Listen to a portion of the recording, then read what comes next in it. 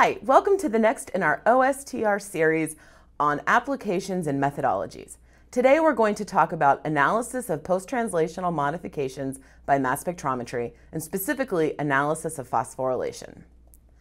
Post-translational modifications are covalent processing events that change the properties of an amino acid or a protein. Two important aspects in the study of post-translational modifications are identification of the site of modification and understanding of how the change in that site affects the functional consequences for the protein. Those consequences include activation of a protein, changes in its localization or stability, or changes in protein-protein interactions. There are lots of different types of post-translational modifications, and they include addition of functional groups, such as you see here, alkylation, acylation, oxidation, and phosphorylation. Also, additions of proteins or peptides. These include ubiquitination, sumoylation, and netylation. Changes in the chemical nature of amino acids, such as citrullination and deamidation, as well as changes in the structure of an amino acid or protein, such as disulfide bridges, proteolytic cleavages, and racemizations of prolines. Post-translational modification is not necessarily a straightforward process. The same amino acid can be modified in multiple ways. For example, the same lysine residue could have an acetylation, a ubiquitin modification, or a methylation modification. These will each compete with one another, and each can have different effects for the protein itself. So in the area of proteomics, how do we study these modifications? We know that there are critical changes in the proteome and protein regulation that occur during development following a stress or during disease states. For example, all stages of the frog development have the same genome, but the proteome, protein regulation, and post-translational modifications all differ. Generally, when we're looking at modifications, we want to start with one of two things. We're going to do an enrichment either at the protein level or at the peptide level. So we can either do the enrichment first, followed by a digestion step and then detection of peptides, or we can do the digestion of first, enrich the peptides we're interested in, and then finally detect them again. So if we focus specifically on phosphorylation, there are several ways to do this. First would be antibody-based methods for enrichment. This can be used to apply to both proteins and peptides, but you need a high-quality antibody with strong antigenicity for the pull-down. There are also charged-based methods that are used for phosphopeptides, as well as protein interactor-based methods, which can be used at both the protein or peptide level and are generally used for phosphotyrosine. This is an example of the use of antibodies to pull down phosphopeptides. In this case, the different cells were grown in different media for quantitation, and then the peptides were mixed, digested with trypsin, and then the phosphopeptides were immunoprecipitated with different antibodies for different specific phosphorylation sites. After that enrichment, mass spectrometry analysis was performed for both the identification and quantification of changes in protein and peptide level. Using this method, peptides with 68 different AntiPhospho antibodies were used. The authors were able to identify almost 1,000 regulated phosphosites in 700 proteins, and they found 55 regulated sites on 31 candidate substrates. So this is just a methodology showing that different antibodies can be used to pull out different overlapping sites, not just the site for which they're specifically raised.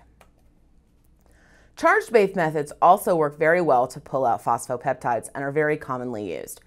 In this case, you have some sort of a charged group on a bead, which is used to pull out the negatively charged phosphate group on the peptide.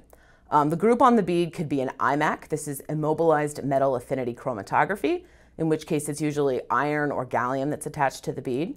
You can also do titanium or zirconium oxides. And there's also been a product that's developed called a PhosTag, which is a specific group that will be attached to an agarose bead. Researchers have also used sequential use of the IMAC and titanium dioxide for better separation of different phosphorylated sites. So let's look at a few examples. So in this case, the authors are using either titanium, zirconium, or IMAC to pull out different peptides.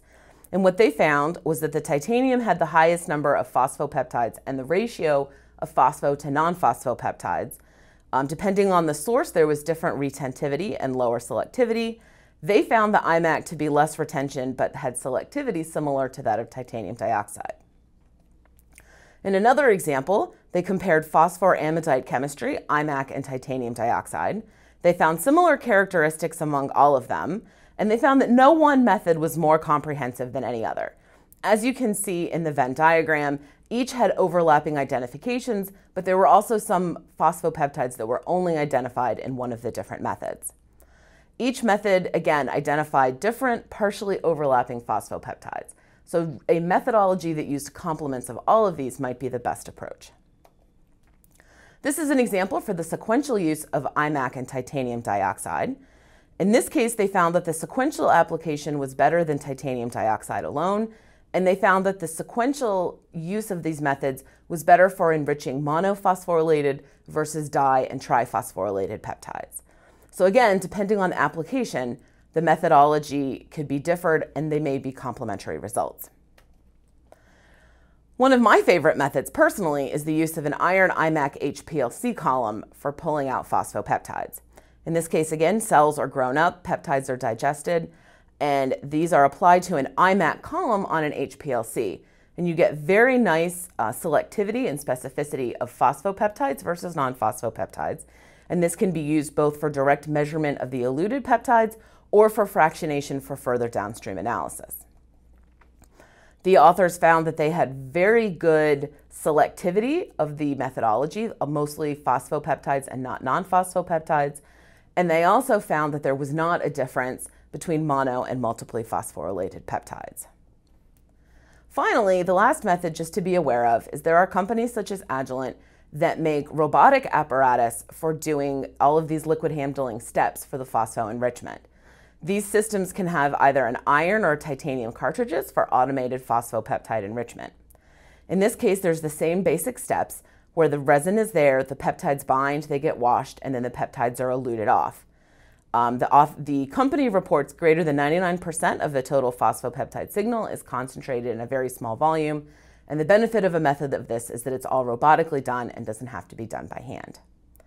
In an independent evaluation, the authors found that the iron IMAC worked very similarly to traditional titanium pull-down methods, very similar identification of phosphopeptides in different replicates and across different runs, similar quantitation of results as well, but much less time involved in the robotic versus the manual handling.